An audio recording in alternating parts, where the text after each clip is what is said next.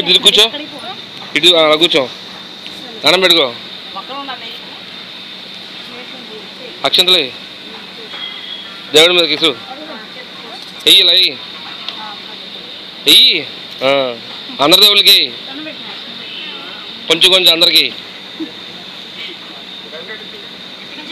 అక్కడి నుంచి వెయ్యి, అక్కడి నుంచి వెయ్యి.